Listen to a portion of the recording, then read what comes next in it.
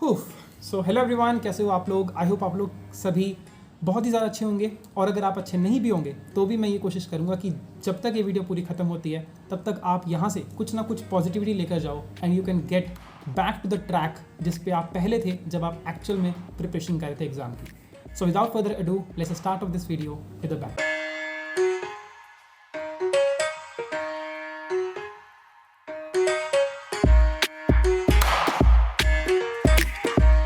So this image on your screen is probably the most popular tweet in the last 24 hours in the entire region of J&K and beyond, जिसके अंदर ये बोला गया कि JK police sub inspector recruitment has been cancelled and CBI probe has been recommended. तो basically जो भी यहाँ पर कल्प्रिट्स हैं उनकी तो लंका लग गई और जस्टिस का ऑलमोस्ट पहला स्टेप आप लोगों को मिल चुका है। थोड़ा सा और जो जस्टिस का पार्ट है वो भी आप लोगों को डेफिनेटली मिलेगा। Thanks to all the protest, thanks to all the people who have spoken really well up front and उनकी वजह से आप लोगों को जीत मिली है। अब ये जो डिसीजन आपका आया है by the office of LG, यहाँ पर ये डिसीजन जो है वो बहुत सारे लोगों के लिए अच्छा है और कुछ और लोगों के लिए यहाँ पर क्या है बहुत ज्यादा बुरा भी है। अब ये अच्छा उन लोगों के लिए है जिन्होंने मेहनत करी थी बट रिजल्ट उतना इफेक्टिव नहीं लेके आ पाए थे। सो एक अनदर अपॉर्चुनिटी लोगों को मिल गई है, now they can actually work towards it. And बुरा उन लोगों के लिए जिन्होंने बहुत ज्यादा मेहनत करी थी और अगर ये एग्जाम स्क्रैप नहीं होता, स्कैमर्स का इंक्लूजन करने के बाद भी ये स्टिल लोग क्या करते आराम से टॉप करते एंड इसीलिए इन लोगों को थोड़ा सा बुरा लग रहा है क्योंकि यार एक तरह की अपॉर्चुनिटी इज लॉस्ट। बट दोनों के दोनों जो टाइप के लोग हैं इन लोगों को ही हम थोड़ा सा मोटिवेट करने की कोशिश करेंगे और ये भी जानने की कोशिश करेंगे कि what are the future opportunities out there with left with you. लेकिन सबसे पहले यहाँ पर जो इंपॉर्टेंट है कि थोड़ा सा कोशिश करते हैं इस ट्वीट को ऑब्जेक्टिवली एनालाइज करने की एंड जो भी यहाँ से कुछ क्वेश्चंस हैं जो कि कहीं ना कहीं आपके दिमाग में डेफिनेटली आ रहे होंगे उस क्लैरिटी को यहाँ पर पाने की कोशिश करते हैं। I try to answer them all. Okay, the very first question is यहाँ पर बोला गया कि गवर्नमेंट जो है वो डिसाइड करेगी फ्यूचर कोर्स ऑफ एक्शन और यहाँ पर फॉर फ्रेश रिक्रूटमेंट। अब बहुत सारे लोग ना यहाँ पर फ्रेश वर्ड पढ़कर काफी ज्यादा कंफ्यूज से हो गए हैं कि क्या यहाँ पर री एग्जाम तो यहाँ पर होगा ही होगा, मतलब यार री एग्जाम होगा तो ये एक फ्रेश सेंस में होगा, मतलब क्या है कि यहाँ पर ओपन फिर से एडवर्टीजमेंट आएगी और ओपन होगी, कोई भी यहाँ पर अप्लाई कर सकता है, या फिर जिन भी लोगों ने पहले से अप्लाई किया था वही लोग क्या होंगे नेक्स्ट जो भी आपका एग्जाम जब आपका एग्जाम होगा तो वही लोग अपीयर हो पाएंगे। मतलब एक तरह से कह लो कि एक तरह के आपके दोबारा एडमिट कार्ड आएंगे and then you can appear for the exam. देखो यार मेरे हिसाब से मुझे जहां तक ये लग रहा है कि यार ना ये ओपन लाइक एक फ्रेश रिक्रूटमेंट तो नहीं होने वाली। फ्रेश रिक्रूटमेंट का मतलब क्या हो गया कि यार मतलब देखो ऐसा हो सकता है कि पैटर्न आपका बिल्कुल नया आ जाए, ऐसा हो सकता है कि आपका सिलेबस चेंज कर दे, लेकिन मुझे लगता नहीं कि यहाँ पर ना फिर से आपसे पैसा वसूला जाएगा या फिर से आप लोगों को ओपनली फॉर्म भरना पड़ेगा। I think this is not going to be possible. क्यों नहीं हो पाएगा? बिकॉज देखो अभी बहुत सारे लोगों ने यहाँ पर अप्लाई कर दिया है तो उसके कंपैरिजन में अगर देखो तो they don't want any extra people to come in because post ही बहुत ज्यादा कम है। और मैं ये इसलिए भी कह पा रहा हूँ बिकॉज अगर मैं आपको एग्जांपल तौर पर समझाता हूँ। पंजाब के अंदर सब इंस्पेक्टर का एग्जाम हुआ था कब? सितंबर 2021 के अंदर, ठीक है। और बिल्कुल जिस तरह से आपके यहाँ स्कैम हुआ वैसे वहां भी स्कैम हुआ और वहां पर भी लोग पकड़े गए with in like almost 10-15 days of exam के बाद हो गए थे। वो ऑनलाइन एग्जाम हुआ था और ऑनलाइन एग्जाम के अंदर हैकिंग वगैरह करके कुछ यहाँ पर कर लिया था, ठीक है। अब उसके बाद ये जो पंजाब SI की रिक्वायरमेंट जो बेसिकली हुई थी, इसके बाद भी यहाँ पर या ऑफ कोर्स वो प्रोब हुई, जो लोग थे उनको सजा मिल गई, सब कुछ हो गया, लेकिन अभी तक री एग्जाम जो इसका होना था ना वो करेक्ट नहीं हुआ। लेकिन एक क्लैरिटी यहाँ पर दे दी गई कि ना आपके यहाँ पर कोई फ्रेश एग्जाम नहीं निकलेगा, जो पोस्ट आउट हो चुकी थी, जिन लोगों ने अप्लाई किया था वही लोग क्या होंगे इस एग्जाम के लिए अपीयर हो जाएंगे। तो एक तरह का हम आइडिया अगर इससे ले तो शायद JNK भी बिल्कुल ऐसे ही पाथ के ऊपर फॉलो करेगा कि मतलब जो लोग भी जिन्होंने पहले अप्लाई किया था वही लोग क्या हो जाएंगे इसके लिए अपीयर हो पाएंगे, दोबारा से फ्रेशली फॉर्म्स को फिर से आपके सामने लेके नहीं आ जाएगा। This is example that we can take forward, मतलब क्योंकि हम एक केस से समझ सकते हैं, ठीक है, it's like a case study itself, ठीक है। अब जो होना है अल्टीमेटली वो तो उनके हाथ में, बट अगर हम पोटेंशियली देखें कि अगर पंजाब ऐसा कर सकता है तो मेरे ख्याल से JNK भी ऐसा कर सकता है। अब क्या ये एग्जाम कनेक्ट हुआ? अभी तक नहीं, ये एग्जाम अभी तक कनेक्ट नहीं हुआ। तो जो दूसरा क्वेश्चन आपका था कि ये एग्जाम कब होने वाला है कंडक्ट, तो यार इस क्वेश्चन का आंसर आपको बताता हूँ कि पंजाब के अंदर एग्जाम होने में लग गए ऑलमोस्ट 1 साल, मतलब बोला जा रहा है कि अगस्त या सितंबर में ये वाला जो एग्जाम था, पेंडिंग एग्जाम था, ये यहाँ पर होएगा।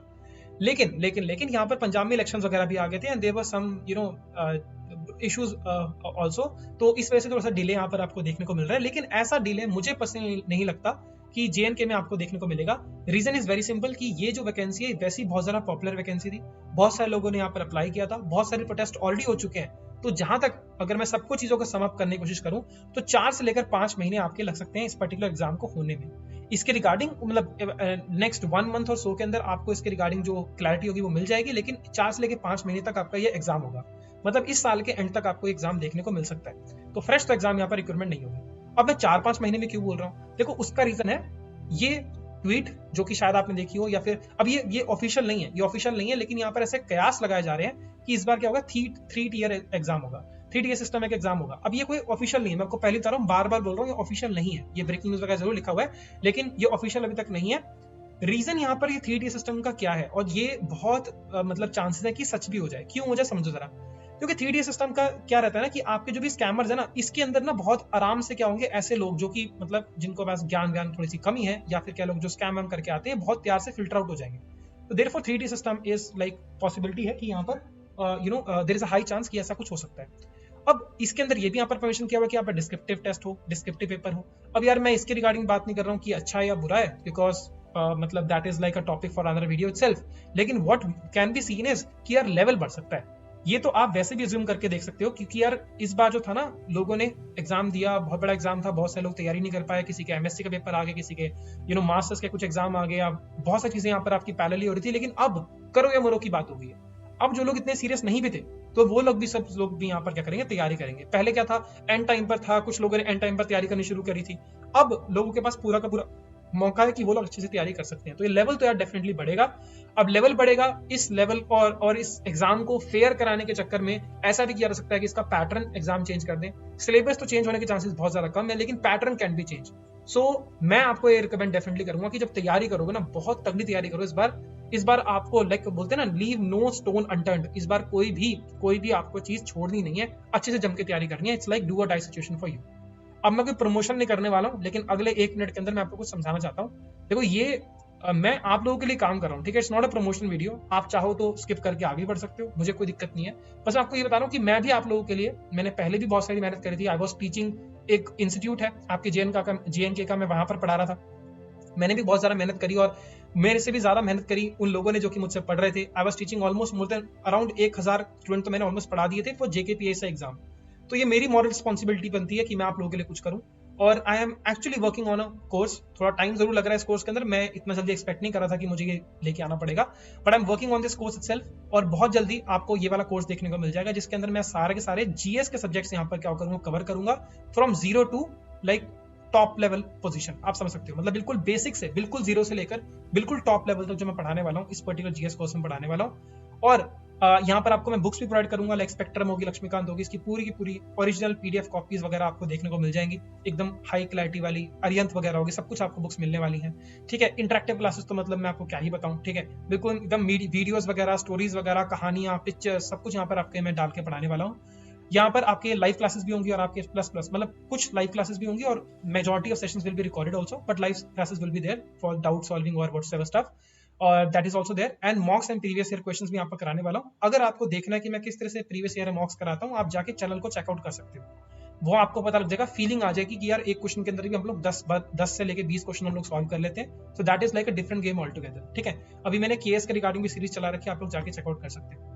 ये जो कोर्स है ना यार, ये मेरा ड्रीम प्रोजेक्ट है, और ड्रीम प्रोजेक्ट से ना कोई मतलब ऐसे चीटिंग नहीं करता है। तो आपको मैं क्लियरली बता दूं कि यार ये जो मैं कोर्स लेकर आ रहा हूँ ना, ये मेरी अल्टीमेट एम है ना कि एक बार आप GS का ऐसा कोर्स में इन्वेस्ट करो कि अल्टीमेटली आपको जिंदगी में दोबारा GS पढ़ने की जरूरत ना पड़े। वरना ना शॉर्टकट्स में आप लोग बहुत ज्यादा बिलीव करने लग जाते हो कि यार अभी VLW का एग्जाम आया तो VLW का कोर्स ले लो, अभी उसके बाद ये वाला एग्जाम आया तो इसके लिए कोर्स ले लो, फिर JKPSC एग्जाम आ रहा है चलो क्रैश कोर्स ले लो। ये सब के सब कर करके ना आप फालतू के पैसे वेस्ट करते हो। इससे बेटर ये है कि आप एक बार अच्छे से एक बार तैयारी कर लो कि आपको जिंदगी में कोई भी एग्जाम हो, आप you can actually crack those exams, ठीक है। तो दिस इज माय ड्रीम, और मैं बहुत ज्यादा अफोर्डेबल रेट पर प्रोवाइड करने वाला हूँ with all the things which I am providing. It is gonna be very very affordable course, बहुत जल्दी आपको देखने को मिल जाएगा। मैं आपको पोटेंशियल टाइम लिमिट भी बता देता हूँ। अभी आपका JKS का एग्जाम जब हो जाएगा कनेक्ट, तो इस JKS के प्रीलिम्स के जो एग्जाम होगा ना, इसके होने के बाद मैं इस कोर्स को लॉन्च करूंगा। अभी थोड़ा सा मैं इसके ऊपर काम कर रहा हूँ, तो you can of course check it out, ठीक है। चलो देखो यार, एक बात मैं आप लोगों से और बोलना चाहता हूँ कि देखो यार, ये जो है ना, ये बहुत सारे लोग क्या करते हैं, इसकी रिक्रूटमेंट के साथ उन लोगों का काफी ज्यादा दिल जुड़ गया था। तो यार उन लोगों के लिए मेरा एक छोटा सा मैसेज ये है कि please please please work on diversification. शायद आप लोगों ने कहावत सुनी हो कि ना, don't keep all of your apples in the same basket. तो यार ये वाली गलती मत करो। सिर्फ और सिर्फ एक एग्जाम पे फोकस करने लग जाओगे ना तो बहुत ज्यादा दिक्कत आप लोगों को आएगी। तो what you have to do is please diversification करो। बहुत सारे एग्जाम्स है, VLW का एग्जाम आपके सामने आ रहा है, इसको अप्लाई करो। NT का एग्जाम आएगा, इसको प्लीज अप्लाई करना। KS का एग्जाम, JKS का एग्जाम आपके सामने अभी आ रहा है, बहुत सारे लोगों ने अप्लाई किया था, बहुत सारे लोगों ने एग्जाम नहीं किया था अप्लाई। इसके अलावा अगर आपको यूनिफॉर्म सर्विसेज पसंद है तो you have missed the opportunity of CDS examination, AFCAT examination, ठीक है। इसके अलावा आपने आप में से बहुत सारे लोगों ने Agniveer was also something that you can look after two, बहुत सारे लोग इसमें एलिजिबल नहीं थे तो इट इज फाइन। इसके अलावा भी अगर आपको बताऊं CDS AFCAT and along with it we have CDS AFCAT along with it CAPF का एग्जाम जो कि अभी कनेक्ट होने वाला है, ये भी आपका सामने एक अपॉर्चुनिटी थी। We have miss all this opportunities out there, समझ रहे हो आप मेरी बात? तो प्लीज डाइवर्सिफिकेशन करो, और मैं आपको इतना भी सजेस्ट करूंगा कि सेंट्रल एग्जाम की तरफ भी आप अपना शिफ्ट करो, क्योंकि जब सेम सिलेबस है, सेम एग्जाम का पैटर्न है, सब कुछ आपका सेम है, उस लेवल की तैयारी आप लोग कर रहे हो, तो क्यों डर रहे हो सेंटर वाले एग्जाम से? ठीक है, बहुत सारे लोग ना सेंटर के एग्जाम दो रीजन की वजह से अप्लाई नहीं करते। पहला रीजन ये कि हमें तो क्या करना है सर, अपने रीजन के अंदर रहना है, हम तो JNK के अंदर रहना चाहते हैं, ऐसा कुछ यहाँ पर सीन है। तो यार इतना ग्लोबलाइज एनवायरमेंट के अंदर भी अगर यहाँ पर रहोगे तो यार फिर क्या ही पॉइंट है पढ़ने का, है ना? मतलब क्या ही पॉइंट हो रहा है ना? अब तो सब कुछ इतना कनेक्टेड हो रहा है यार, पुराने जमाने की बात तो नहीं रही। तो नहीं, होम सिकनेस आपको ना बहुत दूर तक लेके नहीं जा पाएगी। प्लीज प्लीज समझो, टायर 2 टायर 3 सिटीज या टायर 4 सिटीज के अंदर रहकर आप बहुत कुछ अचीव नहीं कर पाओगे। You have to get out for your own family, समझ रहे हो आप? बाकी समझदार आप ही हो, मैं आपको ज्यादा कुछ कह नहीं सकता। सेकंड वाले केस के अंदर आपको ये समझना है कि बहुत सारे लोग सोचते हैं कि सेंटर में तो कंपटीशन बहुत ज्यादा है, और इस कंपटीशन के चक्कर में हम लोग तो कहीं स्टैंड ही नहीं करते, तो हम लोग क्या यहाँ पर कर पाएंगे? ऐसा बिल्कुल भी नहीं है। कंपटीशन जरूर है, नो डाउट अबाउट इट, पर जितना कंपटीशन आपके लोकल जगह पर है ना, उतना उसको एक्सटेंड कर दो तो कंपटीशन सेंटर बन जाता है। और जब आप उतने लेवल की तैयारी कर ही रहे हो, सेम सिलेबस सब कुछ, फॉर एग्जांपल आपको बताऊं तो JKPSC एग्जाम जो आपका अभी इसके बारे में हम लोग बात कर रहे हैं, इसका जो सिलेबस था वो एब्सोल्युटली सेम है। किसके? JKS का सिलेबस से बिल्कुल मैच करता है। यही आपका UPSC के सिलेबस से बिल्कुल मैच करता है। UPSC के आपका CDS CAPF दोनों का सिलेबस बिल्कुल मैच करता है। सिविल सर्विसेज का सिलेबस बिल्कुल मैच करता है। SSC के अंदर बहुत से टॉपिक्स यहाँ पर क्या होते हैं, मैच अप करते हैं, या काफी ज्यादा कॉमन आपके टॉपिक्स आ रहे हैं। इससे सब एग्जाम की भी ऑटोमेटिकली आपकी प्रिपरेशन हो रही है ना यार, तो क्यों नहीं एग्जाम देते? मत ज्वाइन करना, आपको ज्वाइन नहीं करना, मत ज्वाइन करना, पर एग्जाम जब दे दोगे ना यार, एक अलग लेवल का कॉन्फिडेंस आएगा। और खुदा ना खास्ता अगर आपको मान लो जरूरत पड़ गई उस पॉइंट ऑफ टाइम के अंदर इस नौकरी की या सपोर्ट करने की अपनी फैमिली को, तो एटलीस्ट आपके हाथ में कुछ तो होगा कि प्रेशर में जिंदगी नहीं जी पाओगे यार, समझ रहे हो मेरी बात? तो प्लीज डाइवर्सिफिकेशन करो, डाइवर्सिफिकेशन से आपको बहुत ज्यादा एडवांटेज मिल जाएंगे। मैं आपको एक क्लासिक एग्जांपल बताता हूँ। मैं एक इंस्टीट्यूट में पढ़ा रहा था, जैसे कि आपको पता है मुझे पढ़ाना बहुत अच्छा लगता है, तो जहां भी मुझे पढ़ाने का मौका मिलता है मैं वहां पे चला जाता हूँ, ठीक है। और इसलिए मैं हमेशा बोलता भी कि मैंने 4-5 यूट्यूब चैनल पे काम भी कर रखा है। फॉर एग्जाम्पल जैसे मैं पहले करियर सक्सेस करके इंस्टीट्यूट है आपका, पहले वहां पे पढ़ा था। प्रेजेंटली मैं यहाँ पर अभी आपका ट्रिपल करके इंस्टीट्यूट है, मैं वहां पर आपका भी पढ़ा रहा हूँ एज ए टीचर। तो जब मैं पढ़ा रहा था यहाँ पे करियर सक्सेस के अंदर, तो मैंने यहाँ पर मैंने ऑलमोस्ट मेरा पता है ना 1000 के आसपास मैंने स्टूडेंट्स पढ़ाए थे। तो इवनिंग बैच के हमारे स्टूडेंट हुआ करते थे, जिनका नाम मैं नाम भी लूंगा वैसे, ठीक है। उनका नाम विनोद जी है, ठीक है, विनोद जी हैं। तो Vinod ji he was an ex serviceman, ठीक है, एक्स सर्विसमैन कैटेगरी से बिलोंग करते हैं, ठीक है। आप समझ लो कि एज भी काफी ज्यादा हो चुकी है। इसका मतलब ये भी है कि बहुत सारे लोग ना, मतलब बहुत मुश्किल होता है वापस से पढ़ना, वापस सब कुछ शुरू करना। इन्होंने JKPSC के एग्जाम की तैयारी कर रहे थे और काफी डिफिकल्ट लग रहा था तैयारी करना, बिकॉज हमने बहुत तगड़े लेवल के ऊपर हमने डिस्कशन किया था, बहुत सारी अच्छी डेप्थ में हमने बात की थी। इवेंचुअली एग्जाम थोड़ा सा रिलेटिवली आसान आया, जो भी कुछ हुआ, he was able to clear the exam. आराम से एग्जाम को क्लियर कर देते अपनी कैटेगरी के अंदर, नो डाउट अबाउट इट। लेकिन स्टिल रुके नहीं यार, है ना, रुके नहीं। आपका एक आपको अगर आपको याद आ रहा हो तो श्री माता वैष्णो देवी जो साइन बोर्ड है, वहां पे आपकी वैकेंसी निकली थी, वहां पे इन्होंने बिल्कुल वहां पे एग्जाम क्लियर किया और टॉपर बने। आप जाकर लिस्ट डाउन करके देख सकते हो, वो टॉपर बन गए वहां पे।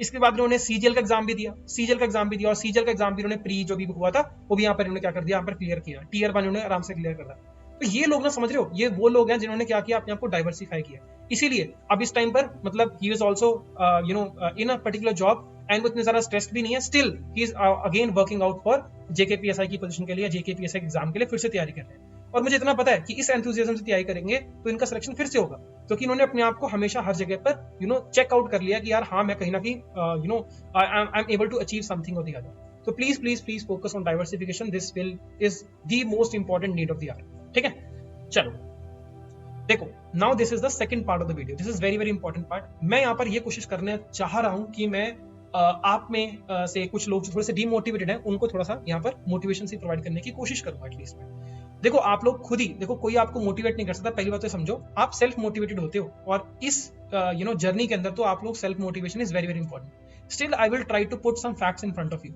अब इसको समझने के लिए हमने, इसको अच्छे से कवर करने के लिए मैंने यहाँ पर दो कैटेगरी या तीन कैटेगरी में लोगों को डिवाइड किया। The very very first category talks about the people जो कि यहाँ पर क्या है, जो कि रियल में टॉपर्स थे इस एग्जाम के, लेकिन किसी वजह से अब थोड़े से डिसअपॉइंटेड हैं because now they are not able to secure really well, और या मतलब कहीं ना कहीं शॉर्टी नहीं मिल रही है, कहीं ना कहीं job security still in struggle. तो यार आप लोगों को मैं सिर्फ इतनी चीज बोलना चाहता हूँ कि यार आप लोगों ने बहुत ज्यादा मेहनत करी थी, नो डाउट अबाउट इट। आप लोगों ने मतलब जितना हार्डवर्क किया था ना, इसमें कोई डाउट ही नहीं है ना। ऐसे बहुत सारे लोगों के साथ मैं खुद भी जुड़ा हुआ था पर्सनली, तो मैं बिल्कुल समझ सकता हूँ, और आप लोगों का सिलेक्शन डेफिनेटली हो रहा था, no doubt about it. But अब ना यार लीनियंसी मत दिखाना यार, बस ये पॉइंट है कि लीनियंसी मत दिखाना, बिकॉज अब जो कंपटीशन पहले था ना उससे ज्यादा कंपटीशन यहाँ पर बनेगा। डोंट बी लीनियंट मत हो जाना, कुछ भी हो जाए, ठीक है। अगर लीनियंट हो गए तो यहाँ पर क्या हो जाएगा, आपका जितना भी हार्डवर्क था पूरा का पूरा हो जाएगा वेस्ट।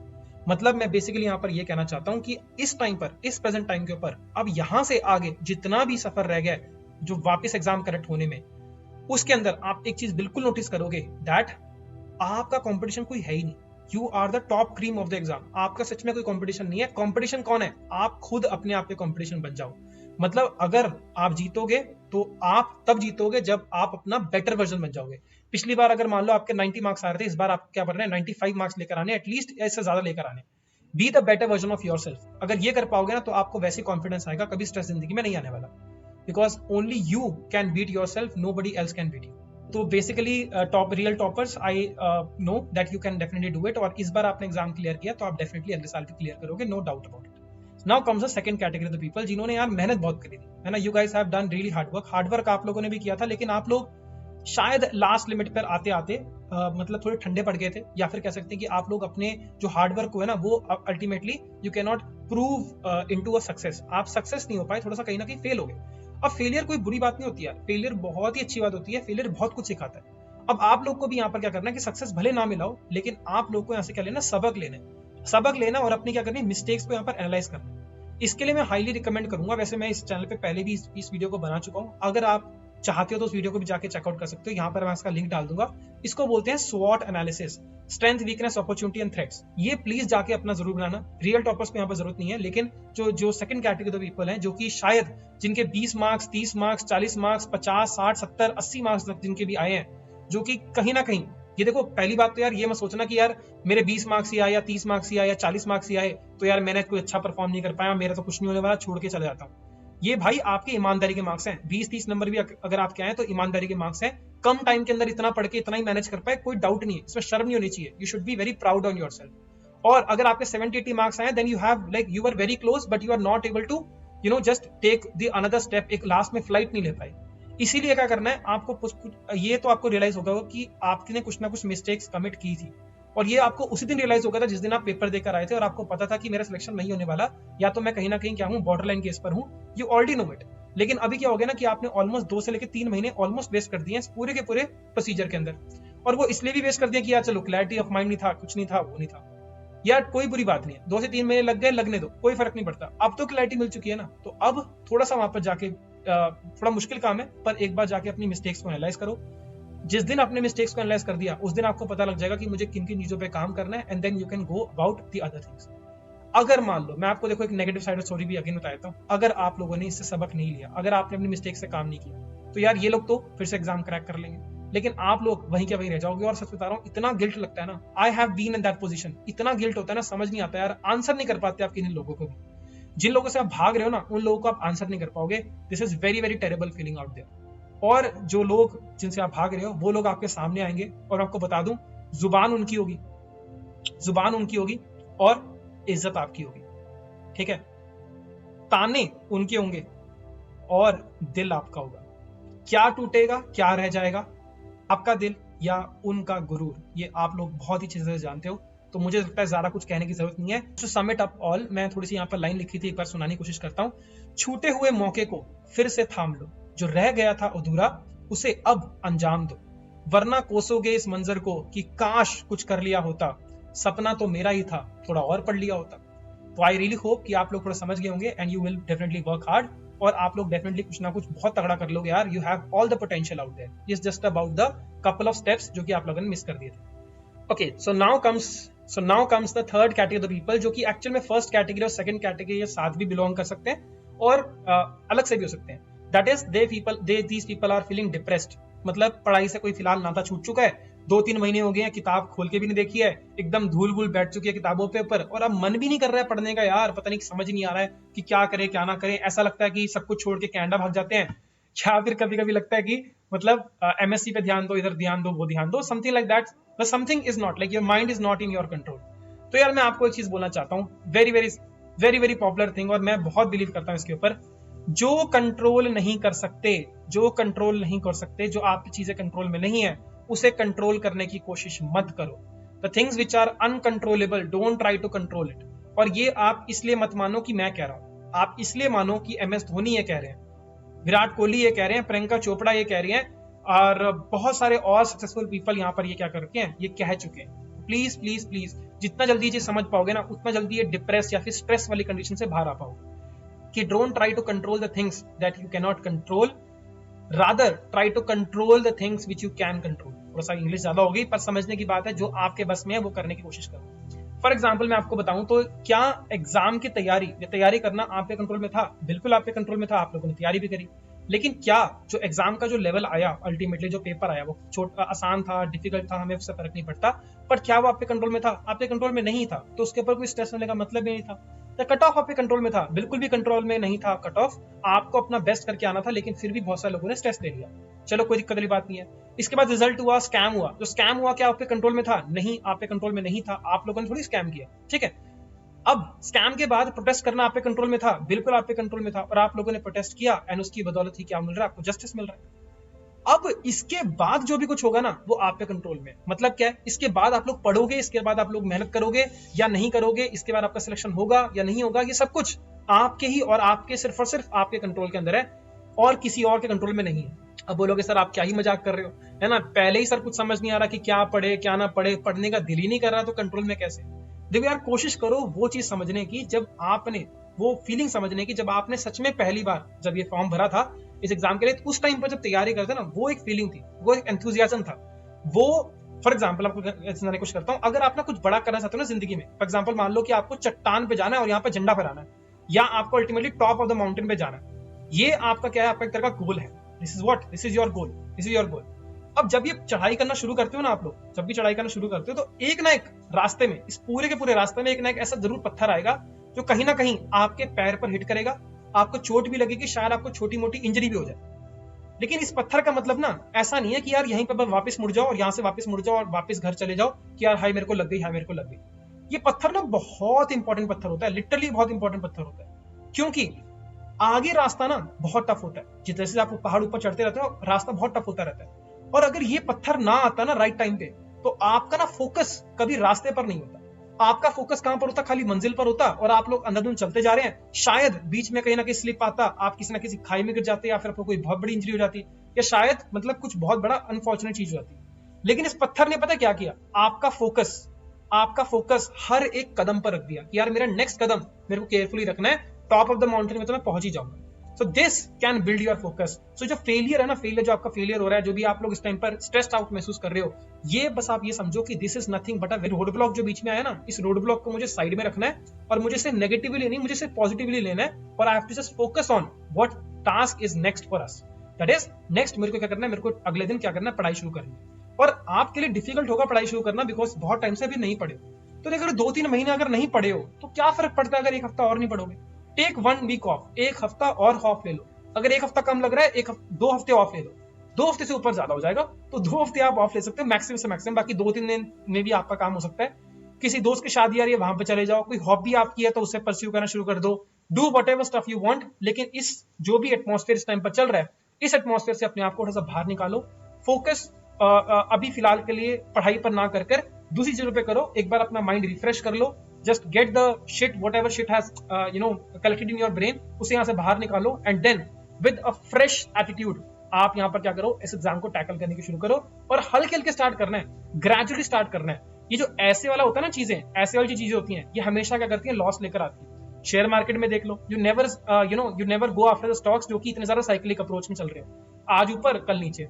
हमेशा क्या होता है, ग्रेजुअल चीजों के ऊपर चीजें चलो, है ना, मतलब हल्के हल्के करके आगे बढ़ना है। लॉन्ग टर्म के अंदर वही चीजें क्या होती है, हमको फायदा देती है। ग्रेजुअल का मतलब क्या हो गया, अभी इतना टाइम से कुछ भी नहीं पढ़े हो, तो ट्राई करना कि आज से 2-3 दिन के बाद 15 मिनट के लिए अपना बेस्ट सब्जेक्ट, 15 मिनट के लिए, 20 मिनट के लिए, आधे घंटे के लिए, 1 घंटे के लिए, आपको जो बेस्ट अच्छा लगता है ना, आप वो पढ़ना शुरू करो।